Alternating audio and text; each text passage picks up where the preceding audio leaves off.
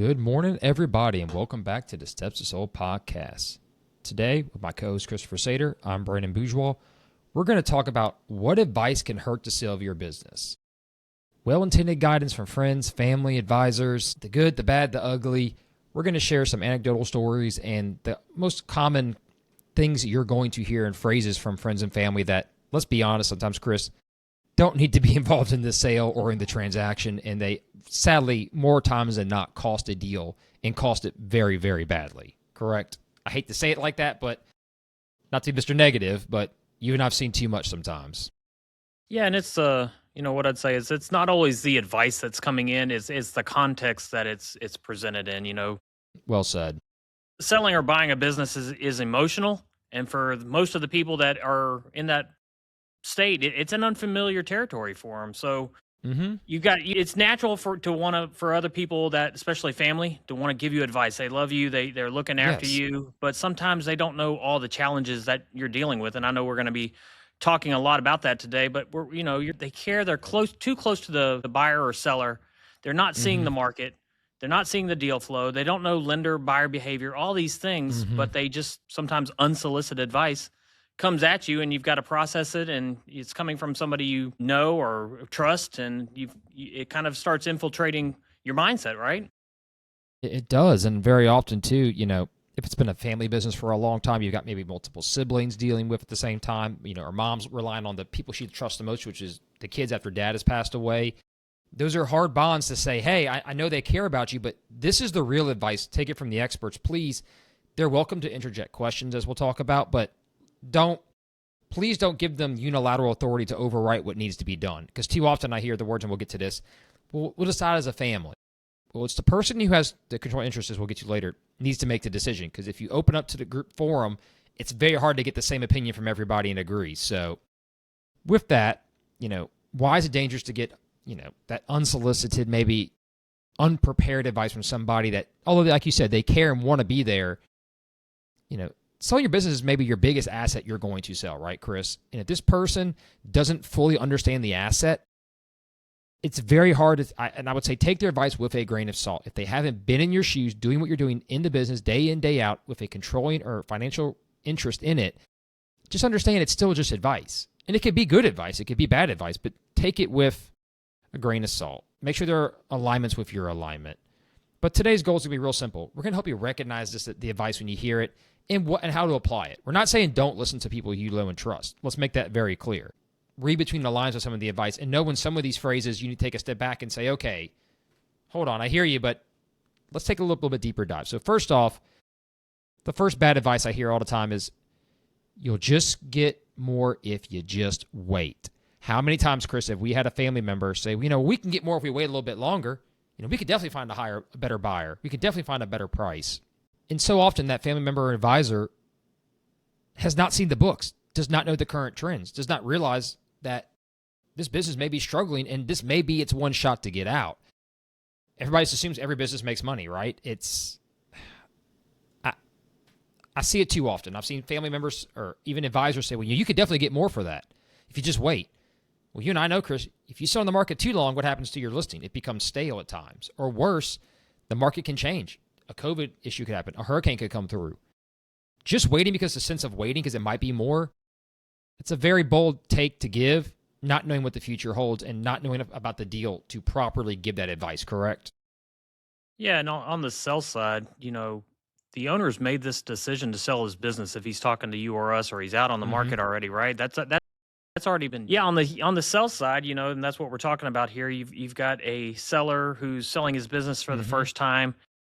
The one thing, he's already made that mental commitment that he wants to sell his company. So now you've got people telling him, hey, just wait, you'll get more. But he's already got this mental shift of, hey, I'm selling my company. That's what I want to do. That takes a big leap of faith to just put your mindset there, right? You're now no longer, you're running your company, but you've got this other thing where half of it at least is out the door.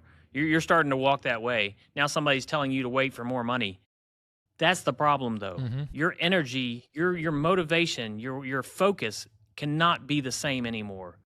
You can try to keep it there, but we're human. We're human beings. You are going to be thinking, hey, I'm ready to sell. I see it time and time again. I've got sellers I've been working with for a little bit of time. Maybe things aren't lining up, the economy, the marketplace, things like that. They're thinking about selling. They're constantly asking me, hey, any leads this week, or what are you working on? You got anybody? They're not thinking 100% about their business anymore. And that's a real problem. We got to get them sold fairly soon because their mental focus is somewhere else. And so you got advice coming in, going back to our topic, bad advice. You've got somebody telling you just wait, you'll get a little more money. Yeah. What does that mean? 1 year, 2 year, 5 years? You've already obviously made the mental shift. It's very important. Once that's made, you continue with the process. You let the market tell you what your business is worth.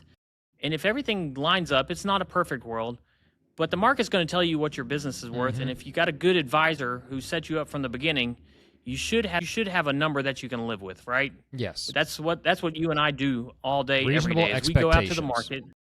Right. We set expectations from the beginning. We go out, we achieve those. Now, if we bring you an offer that meets those expectations from the beginning and your mindset has changed to, I now want more, we can't help that. That's your expectations that have blown the deal. So, but anyway, what are you seeing out there as far as sellers and their mindset when somebody tells them just to wait? What do you think kind of happens in that instance? I think what happens is and a lot of sellers and their advisors treat it like a house sale. You're going to have 6 or 7 offers and you're going to get to pick from them. In business sales like this, very often you may only get 1, 2, 3 offers during the lifetime of that listing when you're listed with a broker. Lucky. And every industry is different. Let me disclaimer. In bigger businesses will get more action. But very often I hear this verbiage in lower middle market and smaller deals where just wait for more. You may not get another offer. And when buyers realize this seller has turned down a very good offer or very at asking price or right about it, buyers don't want to waste their time. So by saying just wait for more, what you're telling the market is, in some cases, I'm going to be greedy and I'm not going to be, realistic. Now, look, that doesn't mean if someone offers you 50% the asking price, take it. No. But you have to realize that when a good offer comes in, you don't often get very many of those, especially if your business is a Main Street level where you are the owner-operator or you are the major key component. You're not going to get a ton of offers. Certain trades will get more than others, but you're not going to have 20 people knocking on your door willing to give you a deal that makes sense.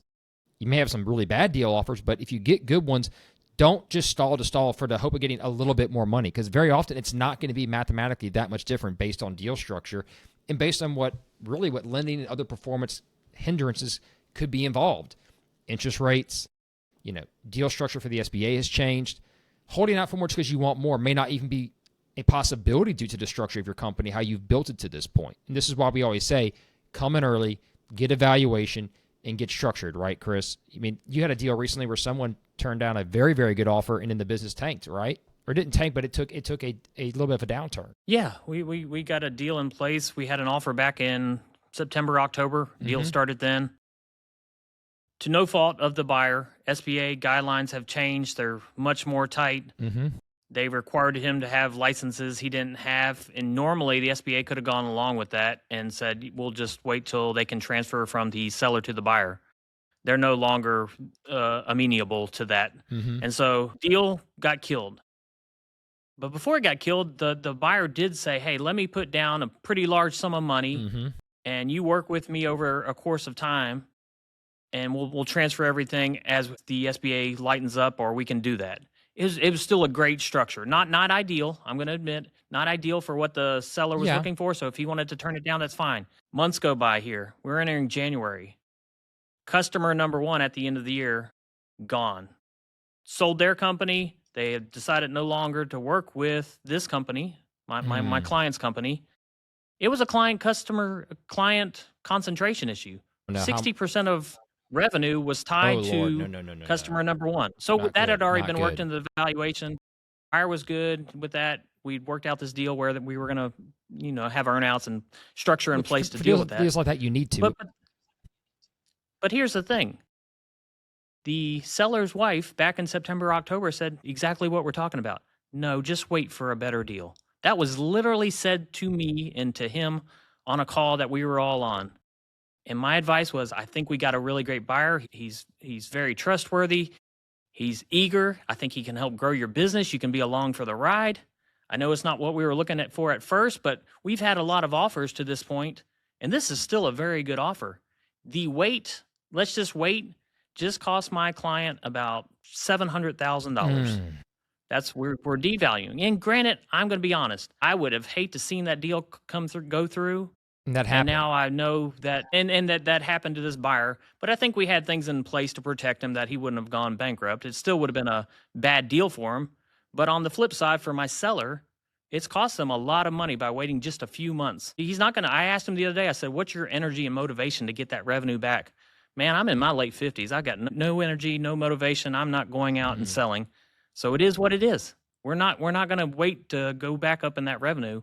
We now have to revalue the company and sell it at what we can value it for. You're absolutely correct. And that kind of leads to our next big topic, bad advice, is how often have you heard the word from a seller's advisor, not us, but maybe an outside party or a friend, don't show them everything, buyers will use it against you. When I've heard those words, I cringe. Or had a seller say, yeah, don't, my lawyer told me, just don't show unless they ask for it in due diligence. Like, yes, that is legal advice, but just realize if you hold stuff back and you withhold information and then the buyer does find it, you're losing goodwill. Just as a seller wants a buyer to come into the deal and show good faith in the LOI, not try to renegotiate everything that isn't necessary, not showing everything and not being forthright is a bad move, because it often and always will come out at some point, especially if you're playing with the financials. If a buyer does a Q of E, they're going to find problems. And I've seen some advisors tell their, like business consultants we've worked with, unfortunately, a few in the past have said, don't show them, don't tell them about the numbers dropping right now. Let's just get the offer in place, then we'll renegotiate. No, if the numbers are dropping, you need to tell us. We've had sellers play that game, and it's not good. You have to be transparent. And if you're not going to be transparent, it's going to bite you at some point, whether it's going to bite you to get a deal done, whether you close the deal and get sued afterwards. Show everything. Now, yes, it's on the buyer to do their due diligence, right, Chris? But at the same time, offer up what you have so they have the opportunity to turn it down. If they choose to turn it down, that's on them. But be transparent. Don't withhold information. Just don't do it. Trust me, it always ends badly, and it kills deal trust. Yeah, because you and I are going to look at the deal. So even if the seller's having this thought before he contacts us of I'm not going to let somebody know this, but he lets us know this, how many more people are going to be looking at this deal after we get our hands on it and we put it out there, even if he didn't tell us? How many more people after us, if this deal continues to go forward and we find a buyer, how many more people are going to be looking at all the information? Yeah. I mean, it's going to happen. Who else is on there? Yeah, you've got accountants are going to start looking at it. Lenders, underwriters. You've got possibly a Q of E team. Who's going to be the biggest one, though? Lenders are going to look at it.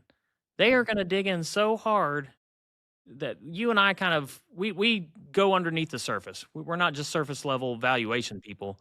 But lenders are going to dig into personal stuff. They're going to find out everything about. Double verify. They're uncovering every rock before money goes out their door. And then you got lawyers, and you said the biggest one. Why would you ever want to do a deal? Well, maybe you trick everybody, and you get to the end of the deal. Eventually, it's going to come to light. Now you're sleeping with your head on your pillow, wondering when the other shoe's going to drop, when this is going to really impact the business that I just sold. And if this guy finds out that I knew about this because he's going to talk to other employees that he's now work for him, that's just the most terrible way to go into a deal or thinking about selling your company. You're right. Is not just full transparency. Now, I don't want people to hear us and say full transparency means you give them everything. You redact things. You do not give them your customer list. You do not give them all your vendor names and show them exactly how the secret sauce is made. That's not what we mean by full transparency. But if you've got issues in your business or red flags or things that need to be addressed, you don't hide those things when entering into a deal. Especially along the way, different stages, different pieces of information are appropriate to be released at that time. Like you mentioned, vendor lists, customer issues. Correct. Now let's start. Go ahead. I know you had one here recently where maybe it wasn't withheld. I'm not sure of all the circumstances. I know you and I talked about it, but you had one where it wasn't quite transparent and it came to light later. Yeah. How did that affect the deal and affect the valuation of the company later towards the end of the deal? Because I think you still got it done, but talk to me about that one. Well, gosh, we've had a couple where that always pops up. But one that killed it, I can remember offhand real quick, is we had a child care center had grant revenue hidden in annual revenue, gross sales. And mind you, an accountant put these P&Ls, tax returns together doing that. So again, you need to know that that's not the right thing to do. That's other income. And if someone's telling you need to second guess and maybe talk to another advisor possibly. And that derailed a full price offer. It killed it instantly. Do you think when a CPA does that, that it's just laziness? Hey, just throw it in this bucket. It's I really don't anyway? know. It's disappointing though, because you have to know better. And the fact that wasn't even disclosed, again, keeping things secret, the owner told us, oh, it was a very tiny amount of grant money. We saw a little bit of other income in another spot. We're like, it must be that tiny amount. That's what he said. Oh, yeah, it's very small. It was a large chunk of revenue. And I'm talking 20, 30%. So it's like, man, that was going to come out. Why did you not be transparent about that? And then it was apparently our fault because we didn't value it correctly. You didn't disclose it, and it wasn't on your returns labeled properly. You knew you were getting that money. Yeah. That's what I was talking about. We would have had to do the full Q of V. We would have had to dive into bank statements and look at deposit slips, and we don't do that. Not unless you give us a reason to, and there was no reason to do that. Yeah. Well, you give me a reason to do that, I'm probably not going to be working with you, honestly. Yeah. If you're that scared or something's wrong, and if it's not, have your accountant annotate it and provide it so that it's clear and transparent. And then he asked us to redo the books for him. I said, no, your accountant is going to do it, being he authorized it, not us. Oh my goodness. Yeah. And he was a person, too, that wanted a premium owner. Most owners do. And that kind of leads to the next problem. They want the absolute tip-top highest price. I get it. Who doesn't want the highest price? But when your logic is price it too high and you can always come down, I hear neighbors, I hear other lawyers, I see CPAs. Well, just put it up there. See what you don't know. They may offer you something. Look, if you overprice a business within reason, you're going to lose it. If you price it with a little bump for negotiation, that's understandable. Most buyers understand that. And our job is to put it right in that sweet spot so that, hey, we're asking for the right amount that can meet debt service. That's what it's worth. I'm not in the business of overpricing something just because. And I see too many people just, well, let's just ask a little more. I'm like, yes, but if you go to market and you overprice it, you're going to handicap how many buyers want to come to the table, and you're just wasting time. Like you said, Chris, earlier, if you're ready to leave, get out. And if you want the unicorn to show up and pay you a bag full of money, you're probably not going to find it. So you have to be realistic. You've had a couple scenarios like that too, Chris, right? Where, you start with the high asking price.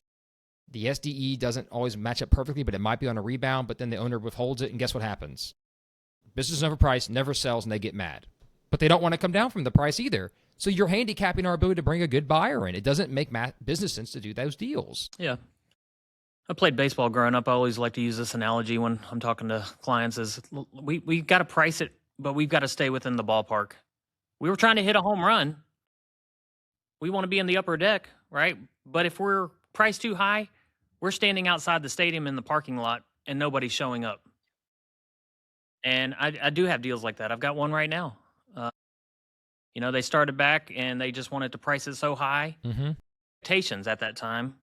This was late 2024, so I've had the deal for about a little over a year, and I've tried and I've tried to get them to come down, but it was coming into 2025. We had expectations of great economy coming up. We thought manufacturing was coming back in a boom. Oil and gas was supposed to be exploding. So I gave them a little leeway to get the listing, and I said, okay, but these things have to happen, and also your SDE has to come up. As you say, it's Otherwise, going to. I'm telling as you you're right projecting, now, it's not going to to sell for what we're going to go to market. I'm being honest with you. I love your business. I love your cash flow. It's really high, but what you're asking, we have to get to this perfect. We're going to have to back it up. So not only did all that happen, now their SDE is half of what it was. Their cash flow is half of what it was. And every time I have a conversation, guess what? The asking price will not change. That is stuck in their head of this is what we have to sell for. It's funny when that gets locked in your mind because you thought of it or somebody told you that's what your business was worth. That even all the circumstances changes. The economy changes, your cash flow changes, your key employee leaves. It's funny how sellers will not remove. No. They won't change from that number. They won't. Brandon, would you agree that I want to ask you this?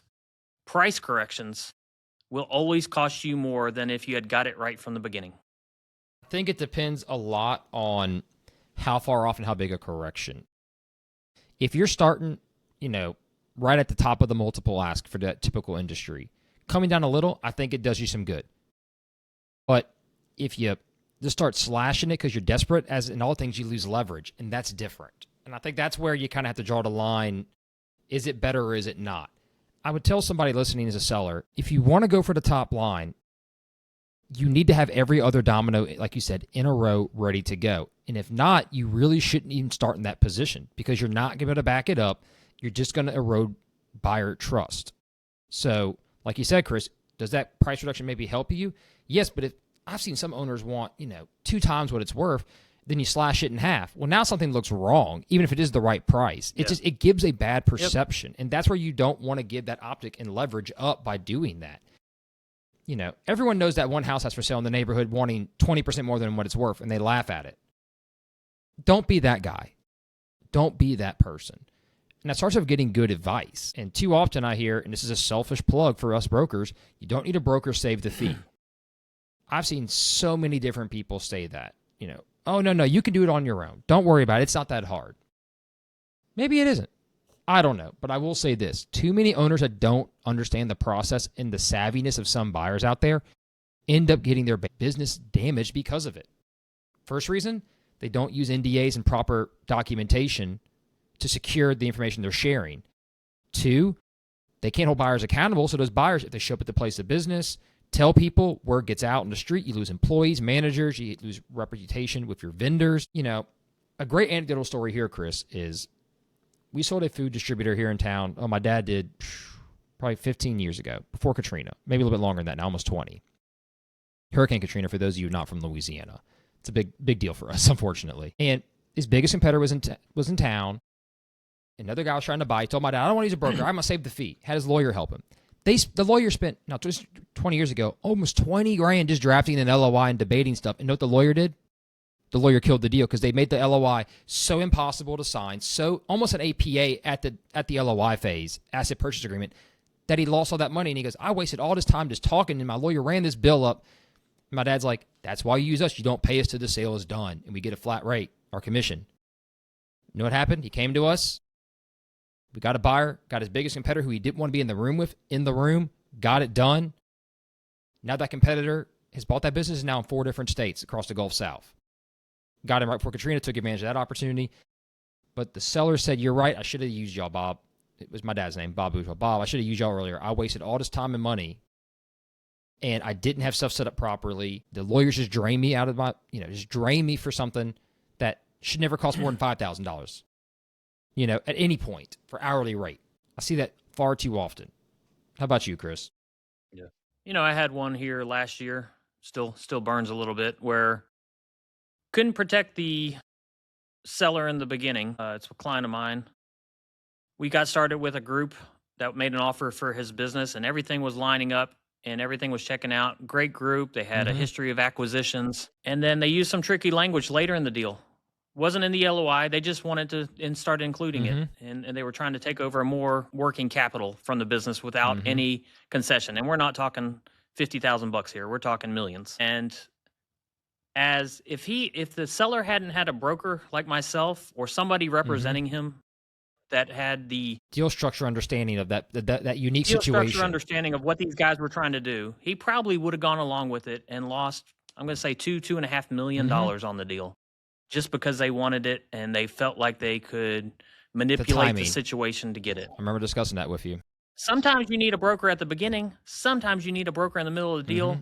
And you always need a broker at the end of the deal. When you're signing these purchase agreements, just as much as you need an attorney that knows deals, business transactions, mergers and acquisitions, deal structure, you have to have these people.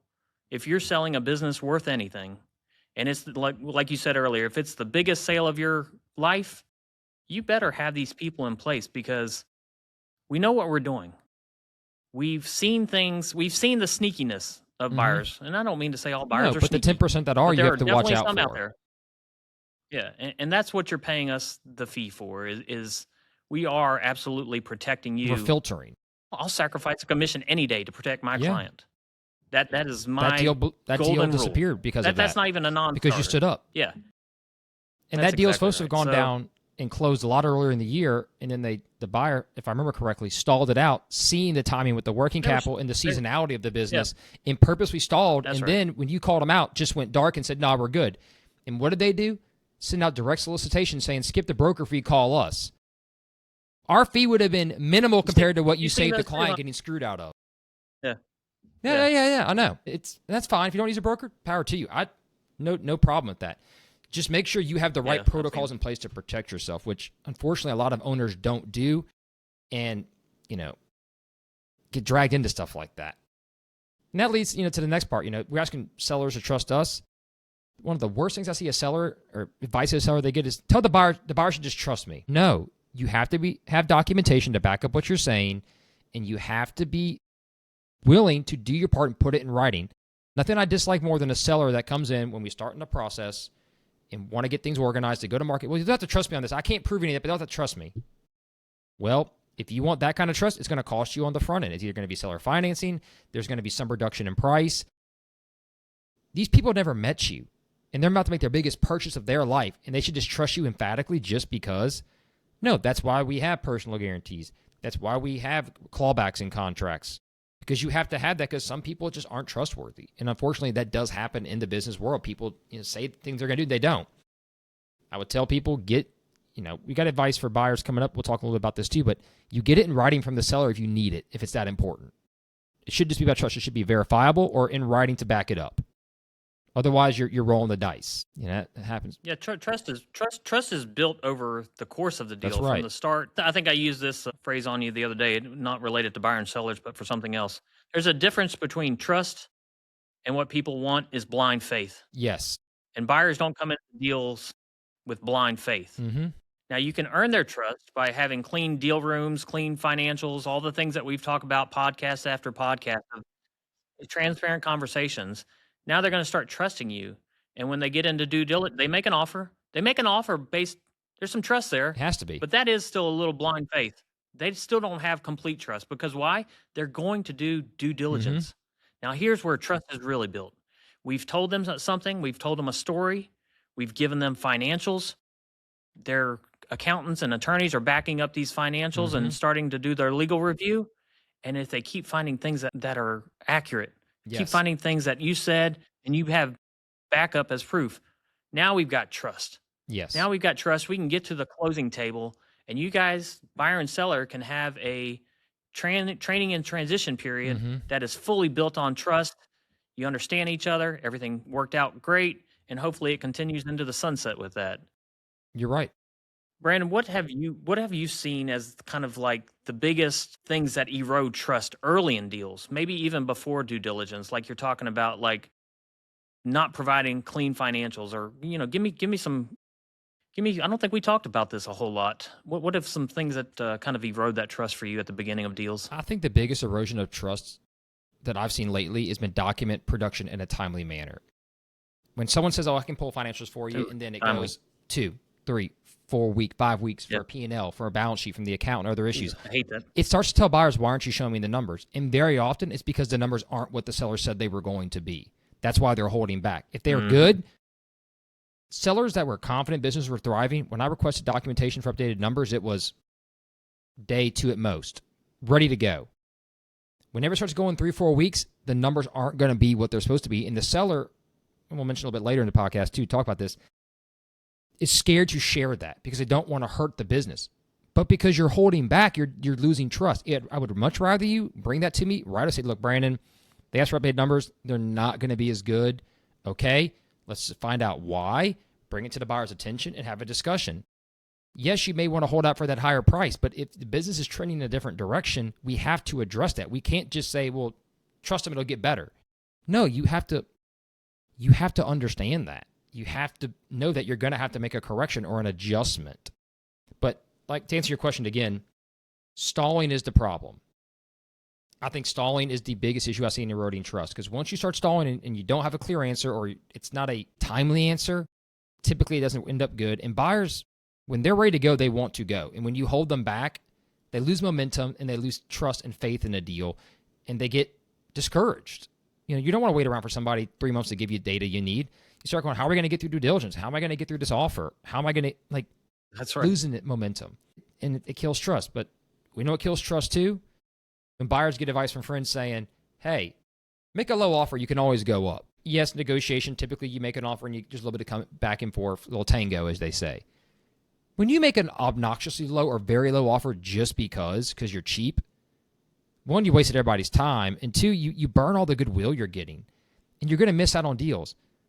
You have to be able, if you're not willing to make a fair offer, don't waste your time. And if you're just trying to be opportunistic and steal something, go look at another place. We're not interested in talking to you.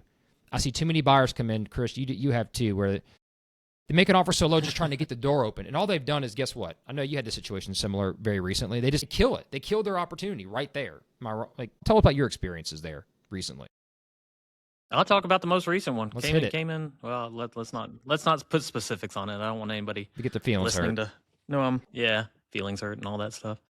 But yeah, you know what happens is on these bigger deals, there's phone calls, right? Mm-hmm. I have a phone call with them. That's fine. I can spin my wheels all day and talk to anybody and everybody. But what happens is then you set up the buyer-seller call. Mm-hmm. And we have this nice hour-long call. They have their whole group on the line. He has his, and hour-long, hour and a half even. Camaraderie is starting to be built. Maybe we have even a second call. And then what happens after that is the buyer is going to come visit the seller and their business, and it's going to be after hours or on the weekends, no employees around, or maybe not. And another hour, 2 hours, 3 hours is spent, and talk is great, and everything's lining up. They knew the price from the beginning, and let's just throw some numbers out there. It's a $10 million price tag, and their first offer is close to $5 million. It's like, why even play it? All that trust is gone. All that trust is gone. The seller doesn't even want to respond to it. He's so insulted. This is not even a counter situation. And maybe there were some other things in there for like earn out, but it's just on at first glance, it's just the most insulting offer based on everything that's been built, everything that's been discussed. And you've just burned a bridge. Even if something can be salvaged out of that, you've lost that little bit of trust that was there to get started on and gain momentum on by throwing that out there and seeing if the seller would take it. It's just, I highly advise against that kind of strategy. You know, I know you've seen that time and time again. Tell us about, what I want to ask you is how much do you think the early tone of that really impacts the deal? Similar to what I'm saying here, like what do you see as, how can you take it from there and still get a deal done? Or can it? I think it depends really on how desperate the owner wants to get out. And I think secondly, to add as a factor, it depends really how far along in the process the owner has been under contract looking to get out. There are some buyers that will wait and see a listing that's been sitting and try and offer low, just thinking the owner's been waiting around to get out. Maybe they'll take less now to get out. They're not saying they're not waiting for the highest possible price, but they said, I've been trying to sell for a year. I'm just ready to be done. There's times there where you say, okay, I see why the buyer's offering a little less. Maybe there's other reasons. The owner's amicable. You can talk, say, hey, we can get it up a fair amount, but obviously the market's telling you you're not going to get what you want. The other side, when it's a good business and it's obvious it's worth a certain amount and buyers are just trying to steal, it's not salvageable.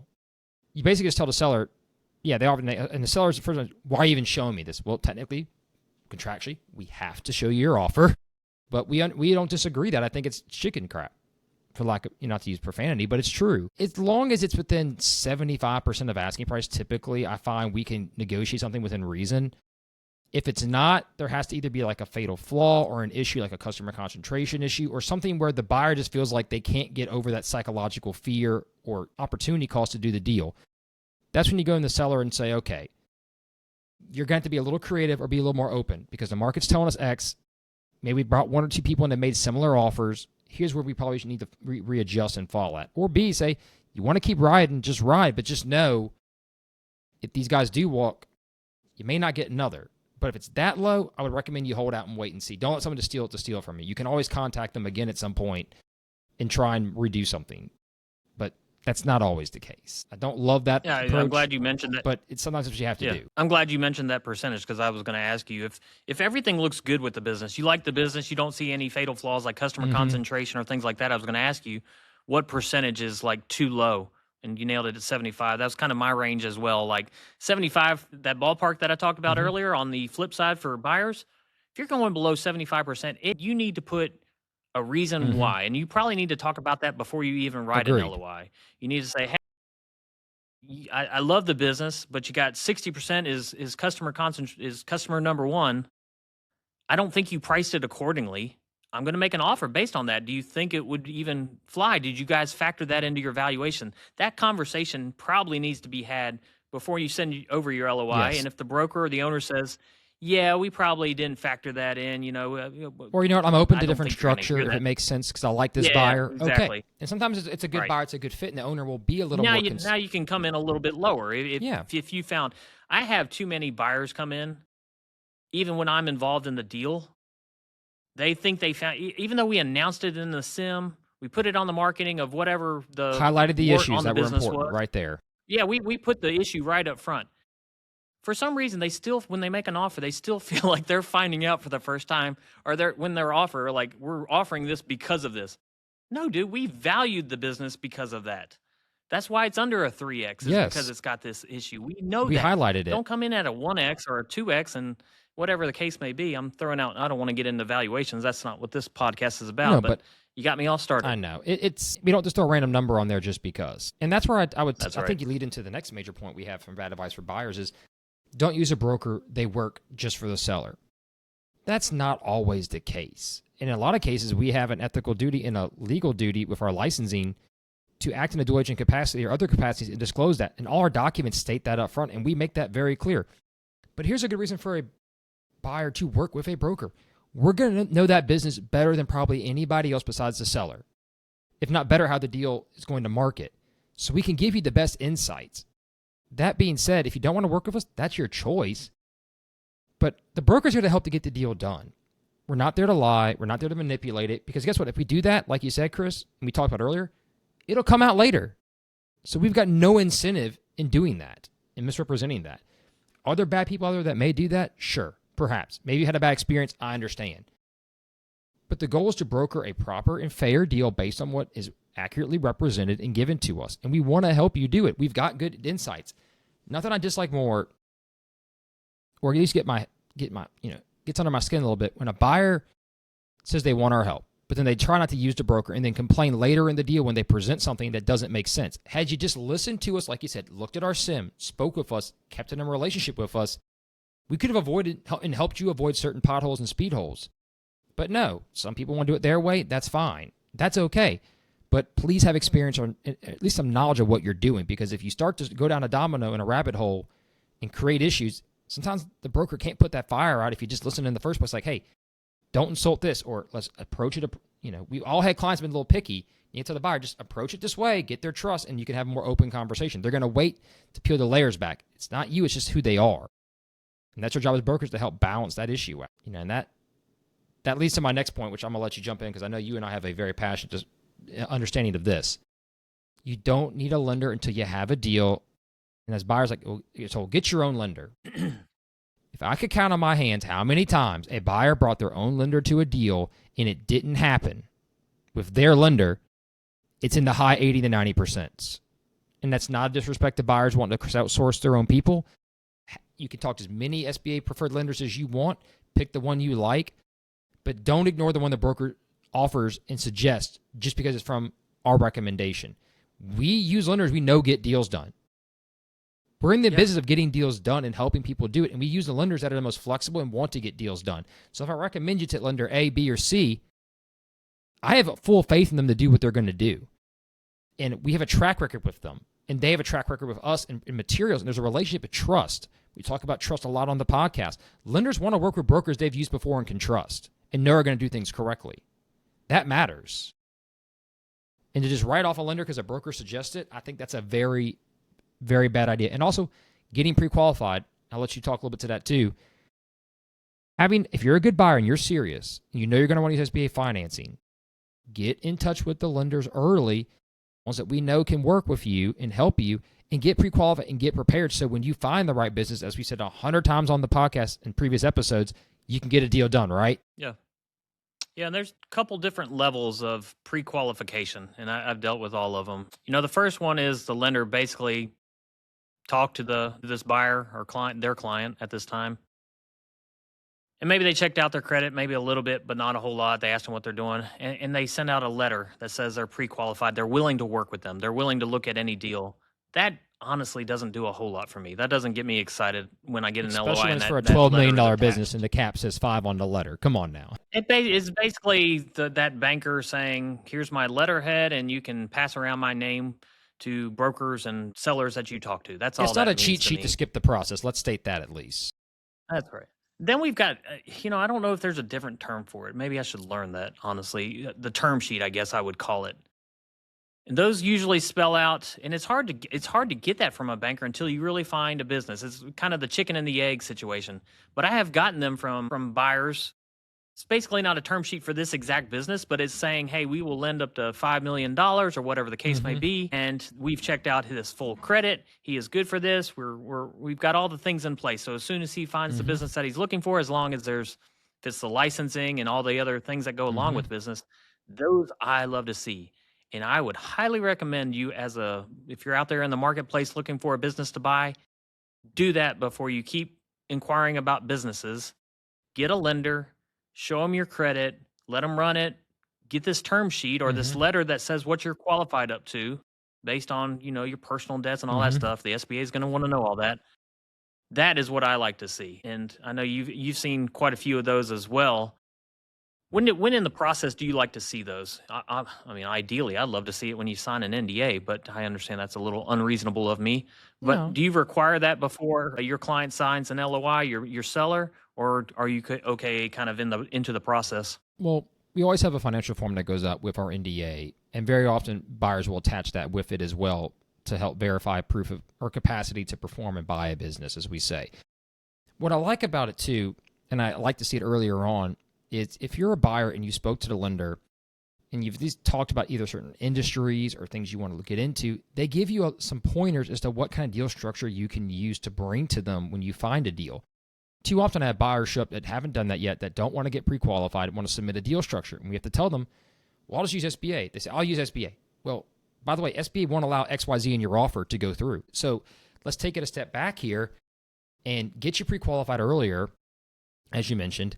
So you want to understand what the SBA is going to want on the baseline level to start the process. But two, what regulations and deal structure they will allow, not allow, or maybe we can work with to structure your deal. So when you come to buy a business, you know what you can do on the back end. We're not structuring a deal that's going to go to the SBA and get kicked out and kicked back for a problem, and then we're renegotiating again. That erodes trust. It's good to have those foundational pieces in place to then take to go buy a business. So often deal structure is almost just as important, if not more, than the asking price and the debt service. Because if it can't pass that criteria, it's going to get shot down immediately. So there's no point going forward. And that's what I would stress to buyers. To answer your question. Yeah, great point. Some more bad advice, number 4 from buyers. We see all the time, someone advises them, the seller promises they'll help you. They'll be there for you. Don't worry about it. No. Get it in writing. If you're going to do a deal, get the training and transition agreement in writing as much as possible, if not an employment agreement. Sellers get fatigued post-close. They psychologically check out sometimes, and some sellers just don't keep their word. And that kind of goes back to my point. When sellers say, just trust me, like we said earlier in the podcast. Buyers, get the stuff in writing, and if the owner isn't willing to sign that employment agreement for very obvious reasons, you've got a red flag and you know something's wrong. Don't go forward. Be very, very careful if you do, and get some protections and clawbacks and other things you need to ensure that. And let's not be fair too. Sometimes sellers sell and have health issues, and they just can't help you. That's why they're selling. They have a heart issue. They've got a cancer, whatever. We've seen that happen too. Others have to move out of the area. So understand that they may be there for you, and they say they'll pick up the phone when you call. If you don't have that written into the transition, they may not take your calls, and nothing you can do about it. You need that enforceability. You need to be ready. Right, Chris? I mean, I just want people to understand we're not bashing either side here. We're just giving you perspective to both, that stuff like that needs to be more clearly in writing if you can get it. Some sellers won't agree to it. Your call if you want to go forward. But my advice, get as much as you can in writing when you can. Yeah, sellers are exiting for a reason, right? And now they're about to go through this. I'm going to be honest, deals are difficult. They're tiring at times. Deal fatigue. It's real. Yes, deal fatigue. Now they just got done with it, and now they're supposed to put more energy than they were probably working. Mm-hmm. When they decided to sell their business, a lot of sellers are working about as little as they have in their entire lives. They're probably down to a couple days a week, maybe. Yeah. A couple hours a day. They're going playing golf. They're going to eat long lunches. And now they just sold their business, and this buyer who's energized and enthused about running it sometimes wants this seller to spend 40 hours a week with them, training them and teaching them everything they need to know. Those roles need to be defined, if not in the LOI, then at least in the purchase agreement, in the employment agreement, like you said, of how many days can I expect you to come in, or how much are you going to cost every time I need to call you? What kind of consulting agreement can we set up? If those things aren't defined, you're going to have a difficult transition period, because you're going to be calling that guy and he's going to be like, I'd rather go do other things. I sold this company. I'm not thinking about it anymore. Wish you the best, but it's your responsibility now. Get over it. I've heard those words, and I hate to hear that, because that's not the right way to treat it as a seller. No, and most of the sellers I deal with, if not all of them, this is their legacy. They want it to thrive. They're willing to do anything for that buyer, but I still encourage you to get it in writing, because, if we're not involved and we're not working with that person and setting expectations of what's required after the sale, setting that from the very beginning so they understand it, then you may run into that seller who's like, here's the keys and figure it out. You're right. And I see some buyers take that same mentality when they look at the numbers. And this is another thing on bad advice. Let's touch this topic here, number 5. If the numbers look good, the rest will work itself out. God, you can't just go on blind faith. Buyers, get a QOV done if you feel like you need to. Have someone look over the numbers. But man, if you're not looking at so many other factors like the culture, other key employees, if the numbers look good, they'll work out. No. Numbers are great, but there's so many more layers to the onion. And I see some naive buyers just, that's okay, it'll work itself out. Like, please don't be that naive. You need to do more due diligence. I mean, you need to be realistic. I know you had a story you mentioned, Chris, you wanted to share at this time. How about you share that story? Yeah, the numbers are the numbers. Can't change, you can't change. If they look, or in better words, can't verify. This kind of comes from yeah, exactly. This kind of comes from the seller side. And it's a little bit different than the advice we're talking about, but had a deal where the seller trusted this buyer that came through his door, asking about if he was willing to sell his business. The buyer did not want to go to the SBA. He was just completely against that. He'd already been down that road. He understood the lengthy process. Whether it was a financing issue, I don't know. I didn't dive into his finances, but he was totally opposed to that. But he was a really good guy. I trusted him. Blind faith, maybe. But he made this owner an offer of, hey, I'll put down $75,000 and I'll pay the rest over a certain amount of time. He worked with the owner for a while. The owner said, you know what? I really like you too. I think you're going to do a great job. I'm going to take that deal that you offered me. Let's get this done. Deal gets started and enters the advisors. And I'm talking an attorney here. Attorney starts drafting paperwork, and she tells this buyer that, hey, this large seller note, everything above $75,000 that you're putting down, if this guy dies or something happens to him, you should not have to pay that. And that just like, I don't see a deal getting done. So this buyer calls me, because we tried to work on a previous deal that didn't work out we can go into that in another podcast. He calls me because he trusts me. He's like, Chris, I've never done a deal like this, or deal at all. I've never bought a business. I've always worked for somebody. My attorney who does deals is telling me this. What are your thoughts? I'm like, that is the most ridiculous thing I've ever heard of, man. Like, you cannot screw that guy. He's probably trying to leave that money to his family. You're buying his legacy, buying his company, and you're getting really bad advice right now. Your attorney who's looking at the numbers, going back to our topic, the numbers do check out. So you've got to move forward with what you're agreeing to here. And that just kind of circumvents a little bit about what we're talking on this topic, but it shows you where bad advice can come from. And you've got to do your own gut check, and maybe you need to check with some other people about the advice that's coming in. You need to understand that everybody's probably got good intentions. Some people have bad intentions, but a lot of advisors who do this for a living have good intentions. And sometimes they just give really bad advice because I don't know the reason. Maybe they're trying to protect you. Maybe who knows the reasons, but you've kind of got to look at it from outside of where you're standing and look at it from a third party perspective. And does that make sense? Would I do that to somebody else? So luckily he got the deal done against his attorney's advice, but yeah, he's doing super, super well. So that just kind of goes to show bad advice comes from a lot of different places here in this world. It does. And if he wouldn't have guaranteed that note, why would the seller risk everything for a minimum amount that he could get on the open market, or someone who could get financing? So you have to take that with a grain of salt. And I get the attorney wants to protect their client, but that's why you have to pick your right advisors correctly. And there's a lot of great attorneys that we use all the time, and there's some that aren't that good. My advice to you is that when you're sourcing advisors, let's speak on, like being you brought up attorneys, let's talk about them a little bit. Make sure they have deal flow understanding and transaction advisory services in the range of the business you're trying to use. Don't use attorneys. Don't use your mom and pop family attorney that's never handled a business sale. We can go on horror stories on that. And don't use attorneys that typically do deals exceptionally larger than what you do. We had a client one time bring a large firm in the region in, and they use an APA. This is a trucking company that sold for around $800,000, $900,000. They use a similar APA in their file for a $200 million deal for this $800,000 trucking company. Are you out of your mind? The clawbacks and the guarantees are for a $200 million company with more capital expenditure than what the company that was being brought to the table we were doing the deal with is even worth. So the contract language had no business in that type of deal. And that firm just drove home to that client, oh no, you have to have this. And finally we had to bring another attorney in because that transaction attorney was a goddamn disaster. And he said, red line 90% of this nonsense. This doesn't even apply to deals this size, and it can't even be asked for. Let's start fresh. And all of a sudden, for a fourth the cost, deal got done. Because it actually made sense and business sense to do it. It wasn't obnoxious. You know, you and I've seen little sellers use their home practice attorney who is writing red ink notes on a piece of paper, scanning it to us for a multi-million-dollar deal. And it's like, no, this is not the level needed for this type of transaction. You're putting yourself in a position to get hurt. And as a buyer, you ever see a seller do that, advise them to get a better attorney. Because if they don't understand what they're getting into and something goes wrong, your butt's going to be brought into it regardless. Whether you acted in good faith and did the right thing and they messed up. So it is good. And we had a buyer tell us that one time, Chris, right? Hey, tell your client, get another attorney. This is a bad idea. And we agreed.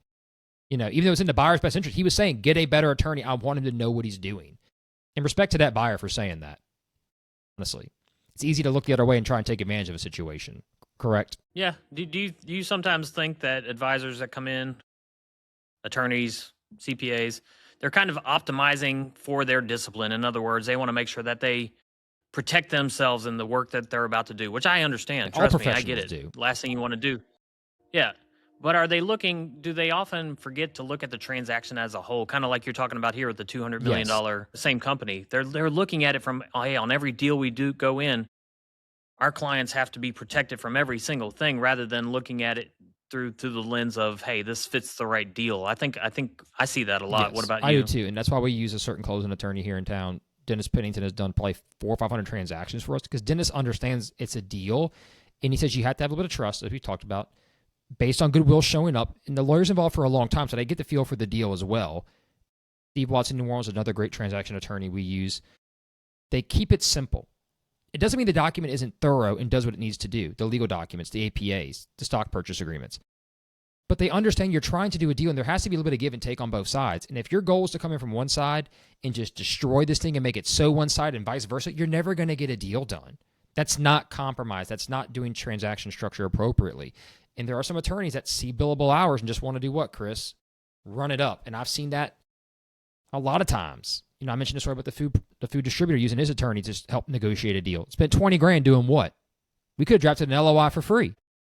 Part of our job. And there's a lot of really good attorneys out there and a lot of good firms. Just our advice to both sides, when you go get one, make sure it fits with the range you're looking to do and that has experience. Don't just go blindly on trust because you've known an attorney for a while. Make sure it fits what they want, or if they recommend somebody. But I understand wanting to use someone you trust too. A great story about, accountants. You mentioned accountants too. Some accountants do a really good job of helping lay out what cash flow is to the owner. There's some things we disagree on and we add value, they disagree, but that's okay. That's a professional opinion. But it's amazing how many accountants tell the owner, I can value this company guaranteed. Have you ever valued a company and sold one? If the answer is no, you probably shouldn't stick your neck out there. And I say that politely because we had a deal. It was an auto repair business. They had multiple locations. Just to give you an example of how poorly the accountant did this. And don't mean to be mean, but let's just tell some true stories here. He calculated EBITDA for his client, Chris. The client was going to leave one location, go to another, so go from 2 to 1. The client calculated EBITDA. He also didn't factor in the fact that the key employee who billed 40% of the revenue at that location was going to the other location. Didn't factor that in, so got to make an adjustment there, right, Chris? Oh, and the owner wasn't paying rent, was paying rent to himself. So he didn't factor that out. So he shows $147,000 in EBITDA for this location. Didn't factor the key employee taking the billable hours with him. didn't factor paying rent. By the time we paid the rent that the owner told us he wanted added in, it was negative cash flow before you even take out the lost revenue from the employee. And the accountant put a 7 multiple on it, on $147,000 in EBITDA. Are you out of your mind? So it goes to show you, we're looking at the same math, but when you apply it appropriately, it can be 2 very different outcomes. And we had to tell the owner, and he goes, yeah, I figured my CPA told me I wasn't correct. I'm like, no, you were hoping to God it was right. We'd validate it. No, it wasn't. And I had some CPAs do an excellent job doing valuations. I've had a bunch do a poor job, though. So accountants, do what you do well. We got our job, you got your role, and we all want to work together. Like I said in the last podcast, I saw a lot more professionals and advisors seeing value amongst each other more so than they're on different sides of the table. And I saw a lot more of that last year come together, and I think will continue into this year. But there are times we come across these situations, right, Chris, that just, they kill it. They absolutely kill it. Yep. Yeah. Advice is rarely comes from a neutral place. It usually comes within somebody's got an incentive or somebody's emotionally tied to something or some kind of silent partner nonsense. Yeah. Yeah. In transactions where you're talking 6 or 7 figures are at stake, people get greedy. The wrong voice at the wrong time can change outcomes dramatically. And I would say this, the smartest buyers and sellers who I work with, they trust professionals who are in the market daily, like ourselves. They understand what really closes deals, not just numbers are numbers and here's a multiple of this. You have to factor all these things in. And before you take anybody's advice, it needs to come from somebody who's in your shoes or somebody who's working in your shoes, kind of advising in this space all day, every day. And that's advice you can probably more trust than the random family member or accountant you rarely work with, or just a friend at the church who's telling you to go get more money or wait or anything like that. Those are not good advisors. Those are people, they probably love you and they may truly have your best intentions at heart. They really do. Yeah, I'm not saying that they don't, but they're not understanding the economic realities of what it takes to get a deal done and the timing and everything else that goes into it. You're right. And we see a lot of that with outside investors or minority share owners in companies who may have been friends at one point but don't work in the business as much, or just were equity injection partners at some point. I've seen a lot of deals get crushed for the primary person running the company or the majority owner because he leans on these other people's advice and loses out on a deal because of that. Sometimes it's for the right reasons, but most times it's not. It's because the other partners want too much money. Or worse, I've had this issue. They have a decent relationship. Say they're related, not related. And then we bring an offer to the table, and the minority partner or the partner not working in the business but may have equal share, majority share, says, no, counter above asking price. Even though they signed a listing agreement, like Chris, admitted they wanted to sell, but now they want a higher price, right? Now they just want more because they're sabotaging. So I would tell sellers in this position, if you're going to market, limit the number of people in your ear if you can, and get a tight-knit team that's going to give you fair advice and get it up front before you start the process. So when you get to these conversations down the road, you're not rehashing old scabs or having to break open the ice, as the old saying goes. Know what you're working with. Don't let toxic relationships form at this stage. I tell people when they maybe have a bunch of family members who aren't in the business or get a salary or on payroll but aren't really working, if you're getting a free paycheck, why would you want that free paycheck to disappear? Their advice is most likely going to be, no, mom or dad, keep a hold of it, or you can't get rid of this, or let's just wait a little bit longer. If you're the one out there working and struggling and tired and you're a majority owner, make the decision that's best for you. And if you want to leave it to your kids or you want to try something, that's fine. But just, if you're the one that's going to take the majority of the impact of this decision, you need to be the one leading the discussion. When too many people are at the table, it's hard to get similar advice. And now you feel like you open up the discussion for everyone to give their impact before the sale. And now if they don't like your decision, you've created animosity, especially people working the business together and aren't happy with each other. I've seen that where you don't need to tell kids who maybe don't have key management roles you're selling. Because the minute you do, it's amazing how that causes a firestorm. Well, now the wife's mad because the son thinks he's going to lose his job, or God knows how many things creep into people's mind because they get fearful of what they don't know is going to happen. And having never gone through a transaction, that can make them stressed out too.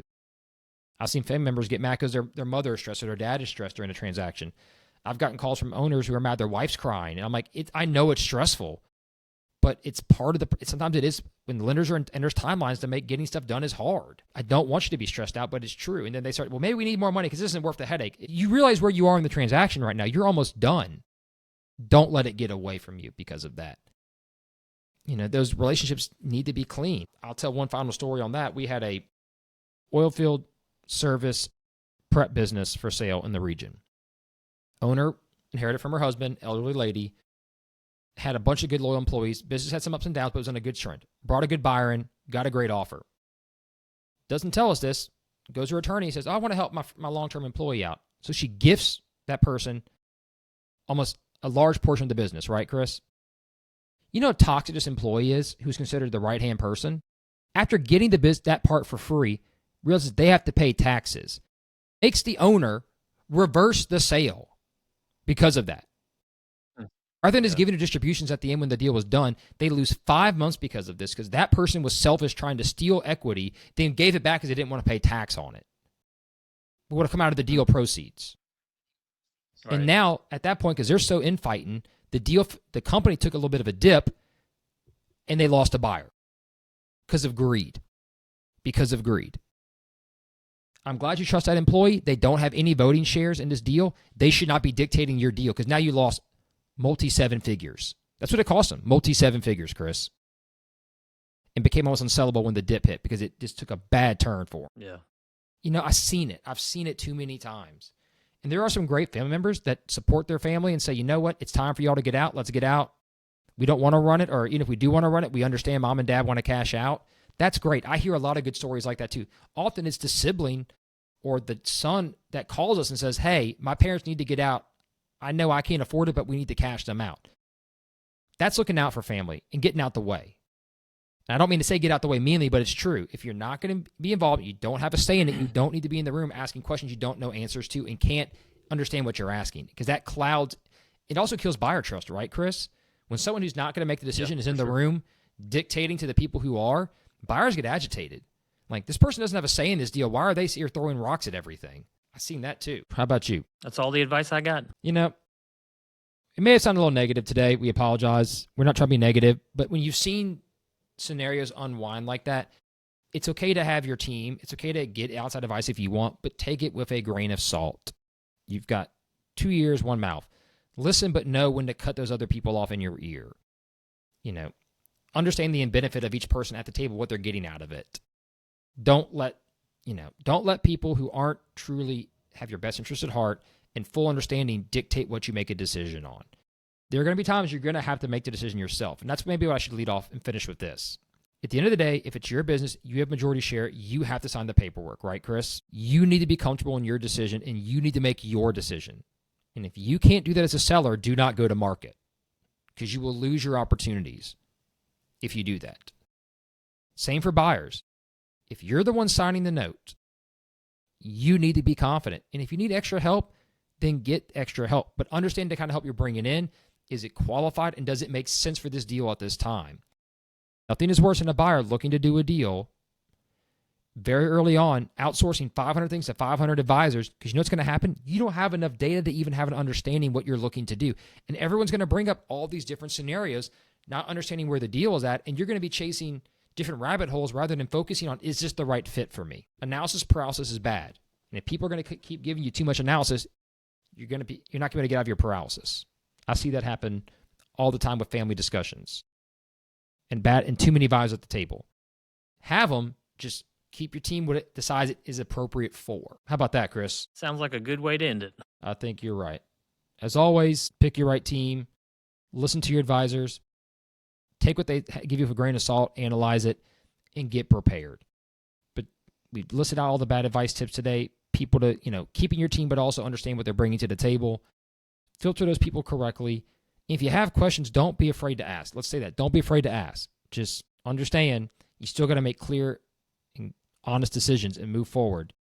And don't try and steal stuff. Don't make bad offers, please. If you took anything else today, don't just be a lowball offer person to be a lowball offer person, because that drives us insane, and also it will kill your deal strength.